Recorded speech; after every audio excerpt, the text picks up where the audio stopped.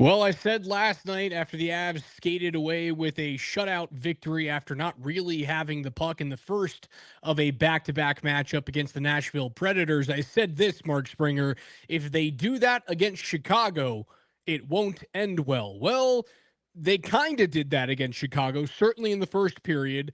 They were sleepy. The second period, the Avs outshot Chicago 19-1, but a 1-0 shutout, back-to-back shutouts, back-to-back games. The Avalanche win yet again. They simply can't do anything wrong.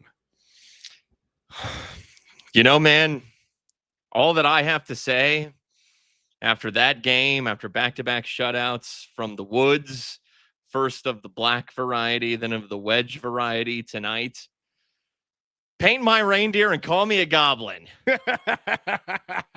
So I saw the NHL and like Spittin' Chicklets and BR Open Ice were retweeting that from Moj's call on Altitude Television. And I just wonder if these dudes who run those accounts and listen to Moj and love that call, imagine if they listen to the morning show. Like, I just want them to tune into Moj Lombardi and Kane on a random Tuesday morning and realize it's not all made up. Like, that's just Moj's mind. Well, yeah, Moj has some great Mojerisms. Like he had one last night, or maybe it was tonight. Like he'll I can't even think of what they are, but they're so good. Like son of a gun, but it's not even that. It's like son of a gunski. I think he said son of a gunski the other He's night. unhinged in the morning. The fact that that we get a version of unhinged Moj when he is buttoned up and tied to his Adam's apple, it just makes me love that broadcast even more. Moj and Kiefer and Riker together are absolutely delightful. You add in John Michael Lyles to give like a little bit of black tie feel, like JML feels a little bit more elevated than all of them, a little bit more put together. And I think Sure. the foil between and JML is just it's funny. He played so many years in the league. He plays that foil with those guys, but he's also just one of the dudes. The broadcast for a home fan is delightful. Yeah, it's great. And so I guess the story was JML told it at intermission that Kyle Keefe called him wanting to write a Christmas card for Mosier, and he was going to put in the card a line that he wanted him to use for a goal call. And John Michael Lyles just comes up with paint my reindeer and call me a goblin. Fantastic, because he knows. I don't know how he thought of that. Because Moj, you know what, you got to give him credit, man. Especially if you listen to the morning show, give him credit. He will commit to a bit. Like if someone gets him on the morning show of you have to say this in your next goal call, he'll do it. Like outside of cursing on the air and losing his job, he'll do it. And I can't appreciate him enough. He is Brett Kane says it better than anyone, and Brett is now going on leave for a handful of weeks as he and his wife prepare for the birth of their second daughter. Either over the weekend or if they haven't had it, I think Monday is when it's supposed to, or when the baby's supposed to arrive. So Brett's going on, but Brett says it better than anyone. I have never and will never meet another person like Mark Mosier. Never. Yeah, no, he's the man. I love the Moj. I used to produce a show for him. I watch his dogs. He's the coolest dude in real life. And yeah, I love how authentic he is. Like saying stuff like son of a gunski. Like I'd love that. And there is no faking Mark Mosier. Like, no, it's genuine. It's real. It's who he is. He is the most genuine person I've ever met. He is bizarre. Knows more about World War II than anyone I've ever met in my life. Goes to Normandy all the time. Is a savant when it comes to like 80s rock for some reason. I guess just because he grew up with that music. You know what's funny, man? There's a reason why we've spent the first 5 minutes of the show talking about Mark Mosier, because he was the most exciting thing that happened in the hockey game. And he is also an excellent play-by-play guy. It's, like calling the action. He has a great voice. He knows his shit. He does. I mean, he was on the radio, then he took over for Mike Haynes, and obviously Connor McGahey is. He's another off-air, genuine, authentic guy. The Same best. person. Yep. Now, Connor, if the Avs are losing, Oh, you'll hear it. You'll hear it. Try being on a text thread with him. Try being on a text thread with him when the Avs aren't playing well. You'll hear it there too. JML's great. Anytime I text him to come on with Nate and Andy, he is so gracious. Keith is a delight. I produced for him way back in the day when he did the show with Vic. Keith's a great dude. Riker's a great dude. When he's not, is he still work at Sobo Liquors? I text him to come on. He's like, Sobo Liquors. He's like, sorry, man, I'm too busy at Sobo this afternoon. I'm like, all right. But yeah, it's a great broadcast. It's a great broadcast. And so, that's in a 1-0 win. When you get paint my reindeer and call me a goblin, that was the story of the game. I suppose the second story was, and we once again theorized last night, could Scott Wedgwood do the same thing that Mackenzie Blackwood did last night? And lo and behold, he damn near. I think Mackenzie was just by the slightest margins better. But we're talking about an A+ versus like they were both A+. But if I'm like going to nitpick on the slightest of margins, I thought Mackenzie was just the slightest tick better. That being said, Wedgwood was. I almost feel stupid even saying what I just said. Scott Wedgwood was fantastic tonight. Yeah, Scott Wedgwood was great. He continues to be one of the two best goalies statistically in the world right now through 21 games have been, or 22 games now for the Avalanche, have been Spencer Knight and Scott Wedgwood. And they played each other this evening, and Wedgie outplayed Spencer. I saw something that Team Canada has kind of been bullied into adding Matthew Schaefer onto their short list for their Olympic roster.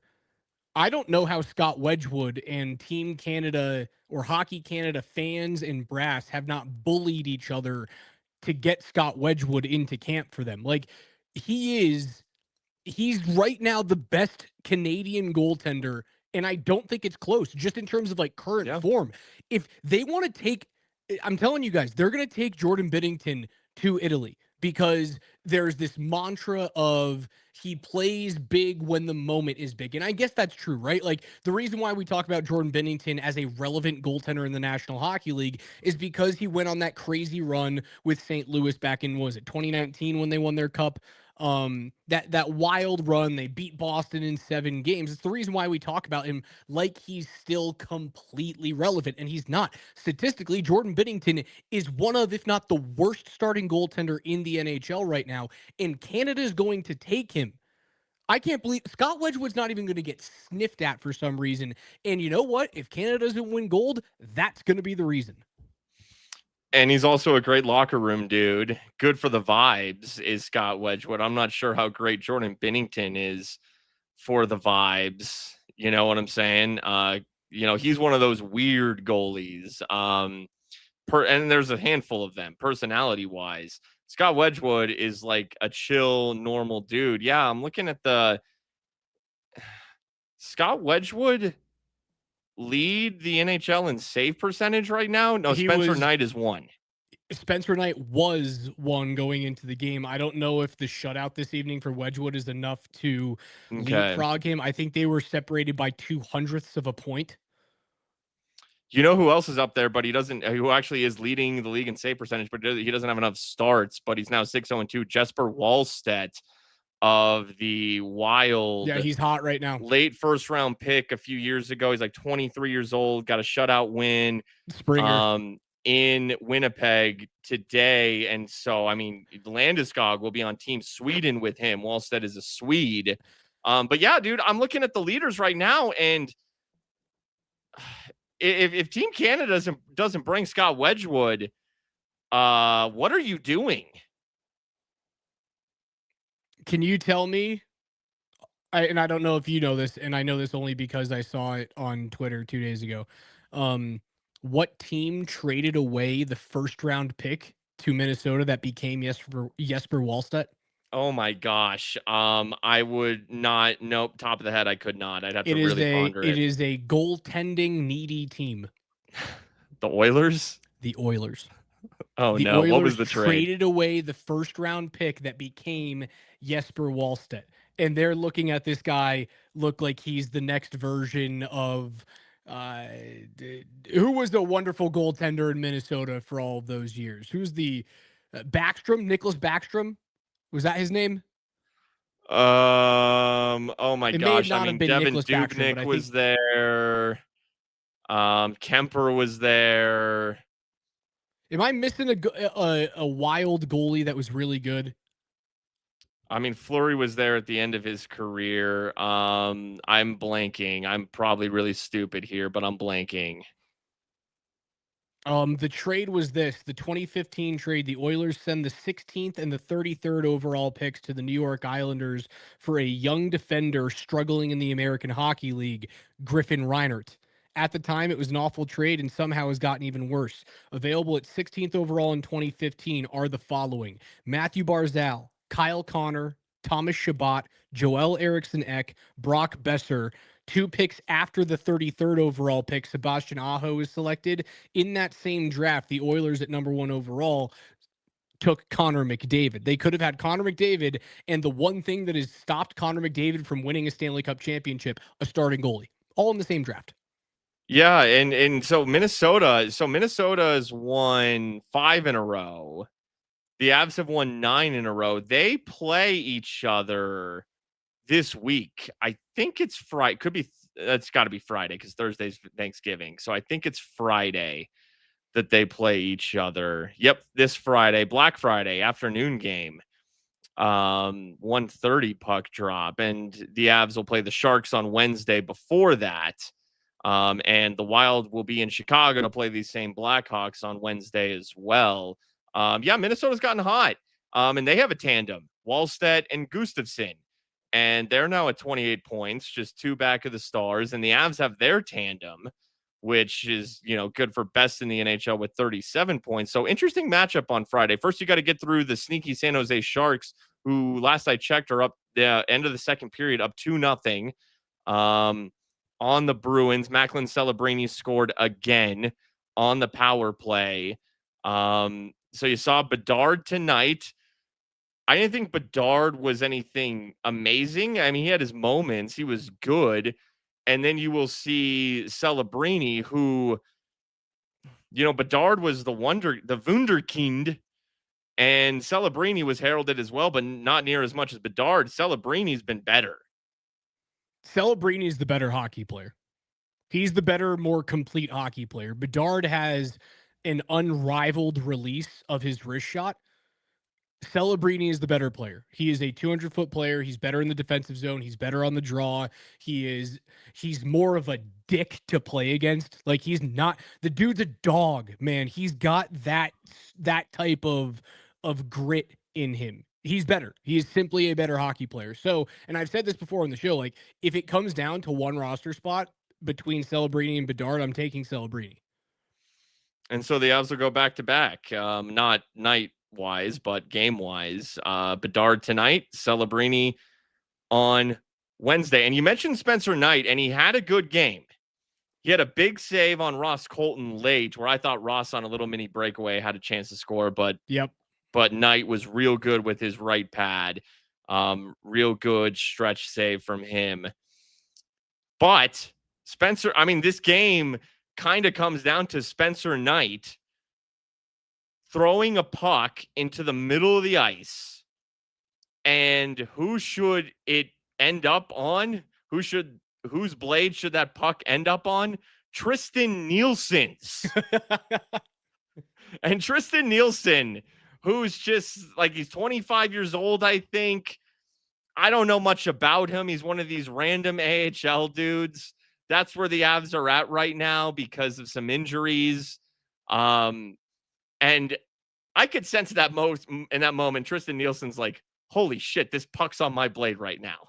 Let's find number 8. And Find 8 or find 29 and get off the ice. And what did he do? He found number 8 and he yeah, scores. well, he does a good he corral like that was Spencer Knight had some pace on that little pass, and it sticks on Nielsen's blade. Then Nielsen kind of goes to the right side, fires a shot on net.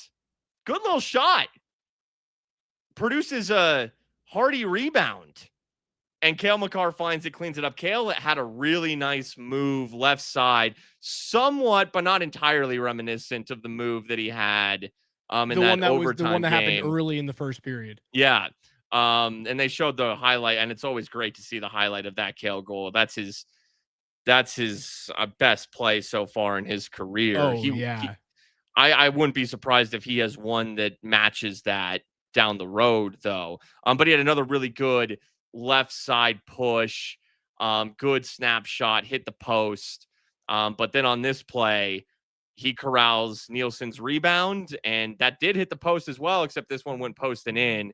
And that's when we got Paint Me a Reindeer and Call Me a Goblin. I mean, it's you just need one when you've got Scott Wedgwood and Mackenzie Blackwood playing goaltender for you these days. You just need one. That's how good the goaltending is. Again, look how far we've come since a year ago today. Look how far we've come. That's incredible. I saw Georgiev's. He's going to go play for Spartak Moscow in the KHL. Yeah, they're gonna completely rip up the NHL contract that he signed with Buffalo. He's gone. He'll never play another game in the NHL. He'll never play another game in North America. Yeah, Justus Onanen, from what I can tell, is okay. And I was optimistic about him. He was drafted by the Avs, and he showed some promise. And it's funny that, they have Saros. Nashville, we saw Saros on Saturday, and they trade Wedgewood for Onanen. And, I mean, that was money for the Avs.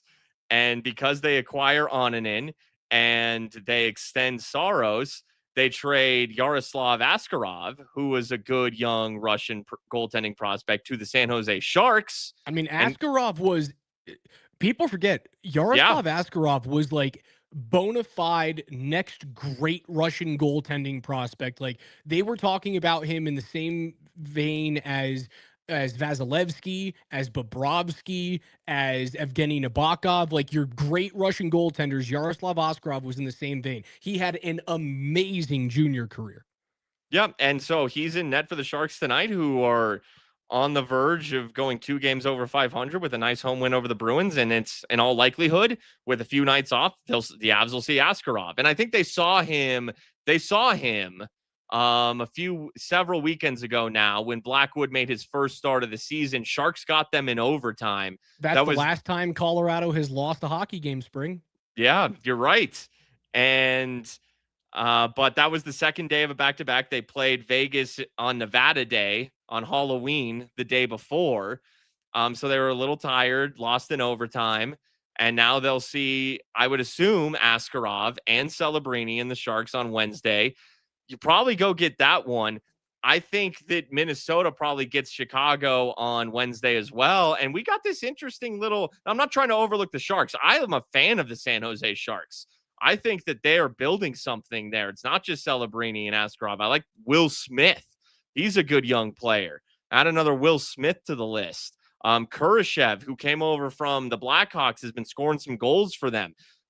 But you should go get San Jose. You should be on a 10-game win streak facing a Wild team that it should be on a 6-game win streak. Very interesting matchup on Black Friday. Yeah, those weird little afternoon back-to-backs. The second time that we've seen the Avs play an afternoon back-to-back so far this season. They'll have Minnesota on the road at 1:30 on Black Friday, and they'll follow that up on Saturday back at home against the Montreal Canadiens. I guarantee – I don't even think I'm guessing right now. They're playing in their Nordiques uniforms that day. That's right.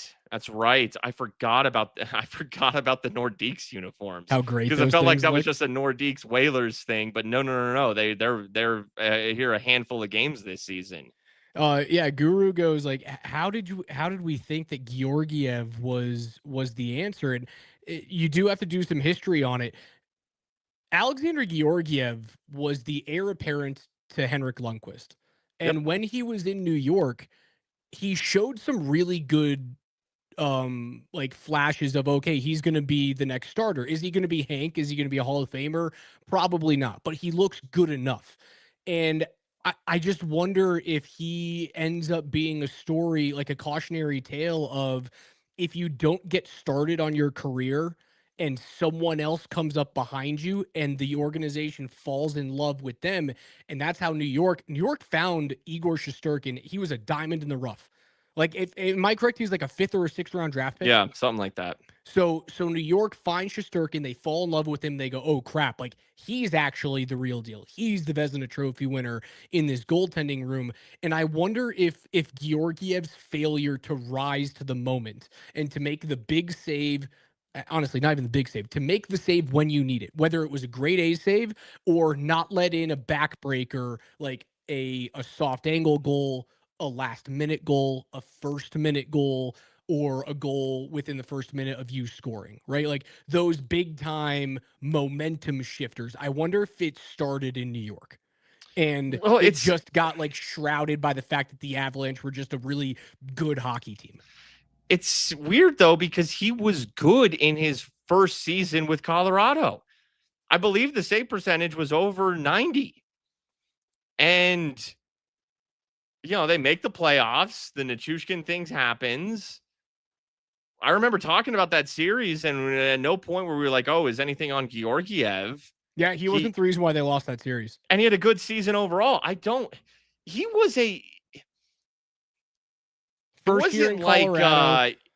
he wasn't the top prospect or one of the top, like legit but he was a good prospect with the Rangers. And when he got spot starts, he was solid.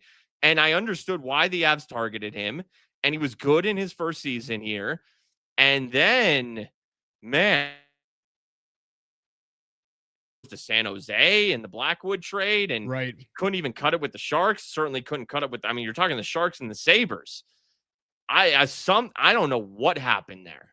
Yeah, his first year, I mean, the numbers don't lie. He started 62 games, he won 40 of them. He had a 918 save percentage and a 253 goals against average in 62 starts. Like those are legit numbers. It's the only year he ever did that. And I was shocked. I really was shocked how right. he fell off. I was not expecting that. Yeah, I really do think it's a mental thing. And I wonder if it started in New York and just was always there of, the organization doesn't believe in me. I'm not the alpha. I'll never be the alpha. And some guys rise to the occasion of they don't believe in me, so I'm going to prove them. Some guys go, they don't believe in me, so I'm going to shrink. And I Well, think that's I mean, what he did yeah. it's you could be right. You could be right. You very well might be onto something. Mackenzie Blackwood. What was he? I think he was like a 3rd round pick of the Devils. And I remember when he got called up. 2nd round pick, 42nd overall. That's a high Second pick. round pick. It's a high Okay. pick. Okay. Still, yeah, and for a goaltender, sure. Good spot for a goaltender to go. Yeah. And his first handful of starts, it's like, dude, Mackenzie Blackwood, like this is something. New Jersey's they made that pick for a reason. That's their guy. And then it didn't happen.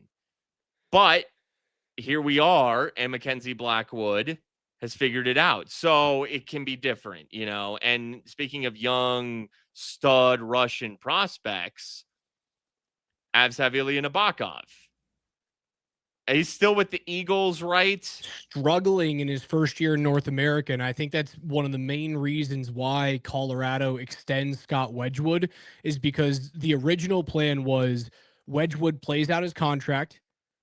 Nabokov comes in next year as your bona fide backup and plays the next 4 seasons behind Blackwood until his contract is up, and then he jumps in as the starter. But he struggled mightily in his first season in North America so far. I think that's the reason why why they're deciding to hold on to Wedgie.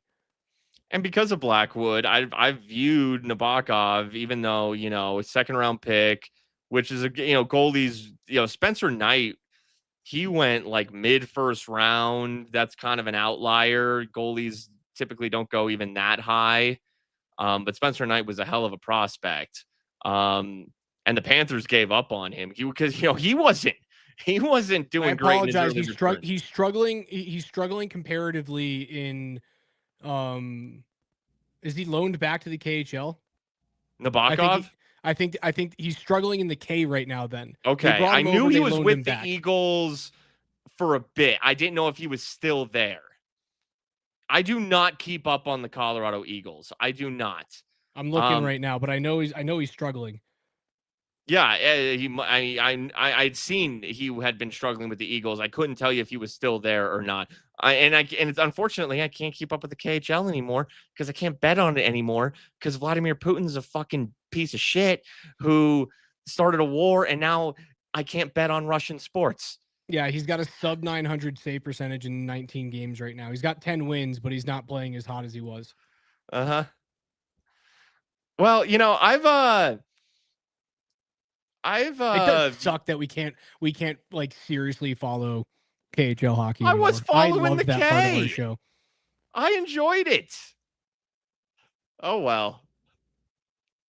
Ilya Nabokov, though, like I viewed him as because Blackwood's in his prime as a potential trade piece. But I look at this team right now and I'm like, what do they even need to add?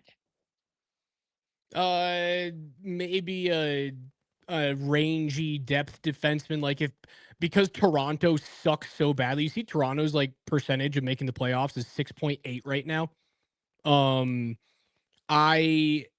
If Brandon Carlo becomes available for cheap from Toronto, I'd sniff there to see if you could get him playing in your bottom four defensemen. I don't know what's if you funny could do though it. is I love the six. I love the six defensemen. Yeah, they're playing well. I thought Sam Girard had his best game tonight since coming back from injury. He had a play where he tornaded near the blue line, and I can't remember who he set up, but he fed a pass to somebody for a really good shot attempt, and I was like, there it is. There's Sam. That's that offensive creation that I like. Obviously, Sam Malinsky had a couple of looks on net tonight from deep, and he's done that all season long.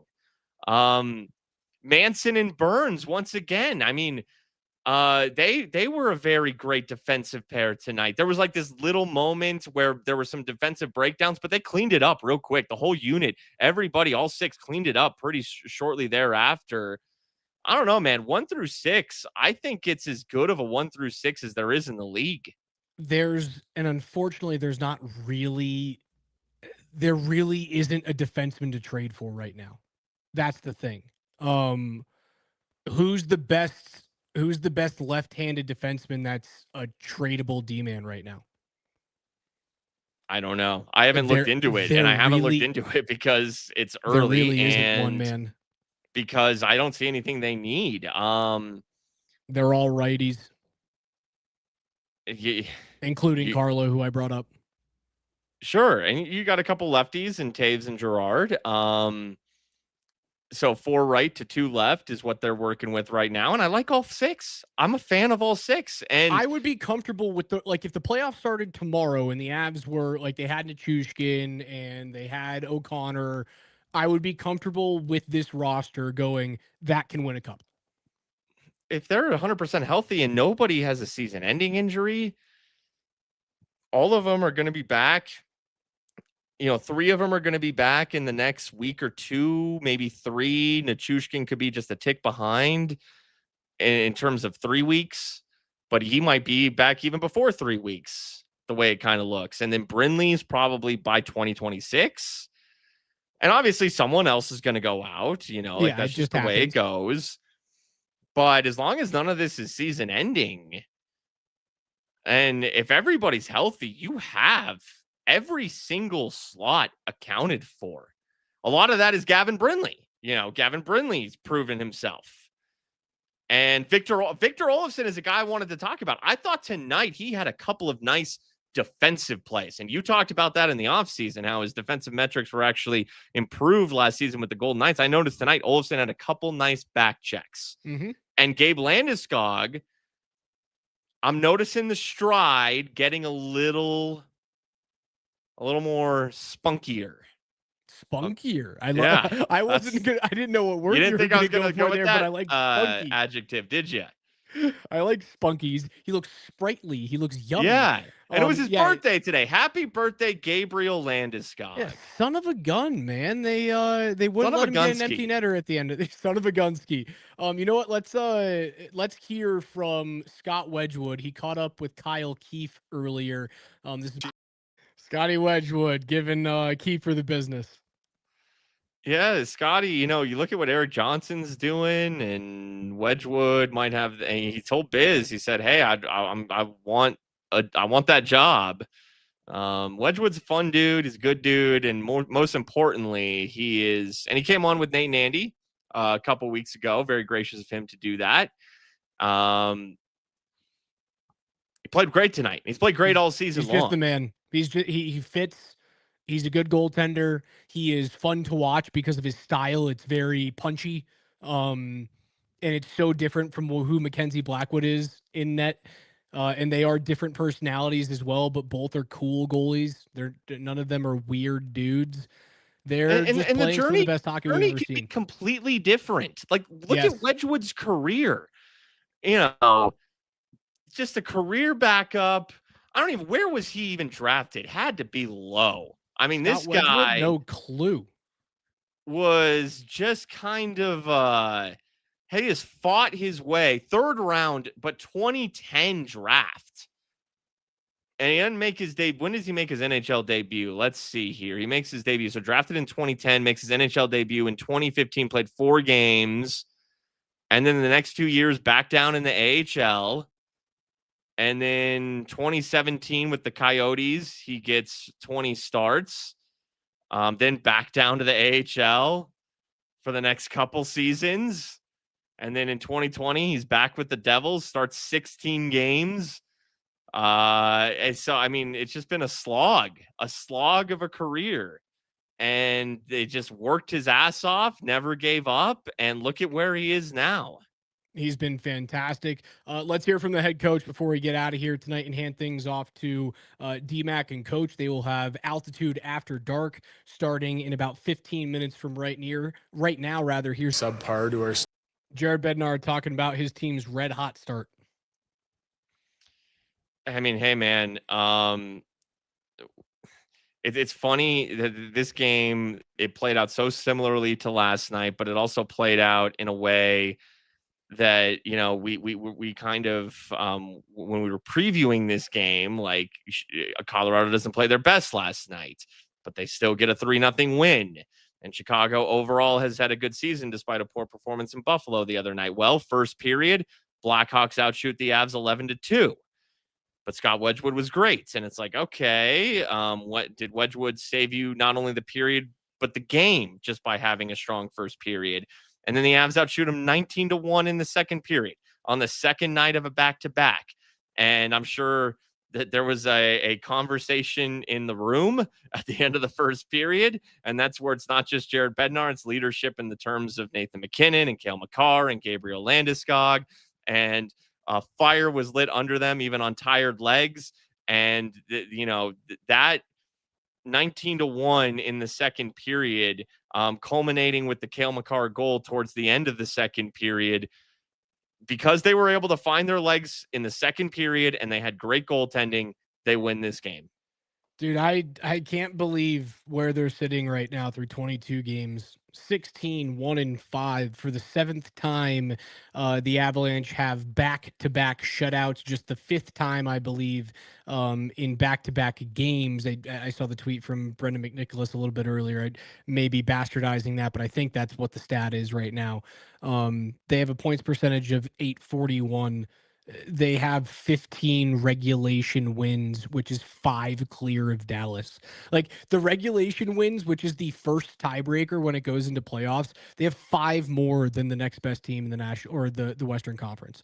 They just find ways to win games. They don't have to go to the extra frame to get it done. God knows that they're not great in the extra frame so far, and hopefully they don't have to do that on Wednesday against San Jose, but they continue to be stout defensively. They continue to be excellent in net. And even when they're not scoring like the best team in the National Hockey League, they find ways to win. And yeah, it's the regular season. Yeah, it's November, but you learn how to win during the regular season, and then you switch it to the playoffs. So Hey, hopefully it I carries know, over I in know. April. Yeah, any thought that crosses my mind, sometimes I'll say it. I don't care if it pisses anybody off, and this isn't even anything crazy, but I understand um, the people watching, listening to this show might take umbrage to this for a specific reason. One score game tonight. Avs win a one score game where they weren't the best, and they're the best team in the league, and they've really been one of, if not the class of the league since they won the cup. Some weird things have happened to this team. It's very Chiefs like. It's very Chiefs like. Who won another one score game today just when people were about to count them out. I understand why that could upset some people, and there's certainly no one's dating or engaged to Taylor Swift on this team. Nobody does any State Farm commercials like the quarterback of the Chiefs, but Jared Bednar is better looking than Andy Reid. But hey, there's a reason the Chiefs have won 3 Super Bowls. I know the refs help them out a lot, and the refs helped them a little bit today. Okay. And they always do. But guess what? That's the mark of a champion, is when you can win games that maybe you weren't supposed to win. And the Avs come away with all 4 points in a road trip where they did not play their best. That is the mark of a champion. It sure is. They got 4 points against, again, 2 teams that likely are not making the playoffs. Nashville certainly not. Chicago probably not. They might sneak in as an 8 seed if they get hot. It'd be incredible if they did. It'd be shocking. But there are if Roman Yossi's out there, Saros is in net, Forsberg, there's some talent there. Yeah. You won 2 NHL games with your C game in front of 2 A++ performances from your netminders. What a cool time to be an Avs fan, man. All right, Spring. That's it for me. There's not much to talk about. I think we covered it all. There were 2 even strength goals scored by the Avs over the last 48 hours, and I can only talk so much about it. That were really created by Brent Burns and Tristan Nielsen. That was the road trip. It sure was. We'll talk to you guys on Wednesday evening, the Wednesday before Thanksgiving. Hopefully you guys are out having some fun and some drinks, as you'll have Thursday, or at least hopefully have Thursday off of work. Altitude Sports Radio is going to be off air from our normal talk shows on Thursday and Friday. We will have, as we're the home of Westwood One Sports here in Denver, we're going to have a bunch of football games on Thursday. Well, I will say, Raj, Friday. I believe that after Avs Wild on 92.5, at least according to the schedule, the afternoon Avs Wild game, that myself and KJ Granderson will be on. Okay, yes. Never mind. Yes, for a little Avs Wild post game, little football Friday, Broncos Commanders preview. Heck yeah. Nuggets have an NBA Cup game against the Wemby-less Spurs on Friday that we are actually, I think, leading up to. Got it. All right. Yes. So it's a version of the Blitz. Yeah, with myself and KJ Granderson. That'll be fun. I'll tune in and listen to it. We will talk to you guys on Wednesday night after Avs and San Jose Sharks. Make sure you guys stay tuned on Twitter and on X as well, here on Twitch too. Altitude After Dark with DMAC and Coach Mike Sanford starts in 7 minutes from right now. They'll have the entire weekend's action for you. The Avs wins, the Nuggets splitting their weekend games, the Broncos on their bye week, what the Chiefs win over Indy means for the Broncos and their playoff seeding, all of that and so much more. I'm sure they'll talk about Shedeur Sanders as well. Don't miss it. For Spring, I'm Raj. It's Between the Pipes. We'll see you guys on Wednesday.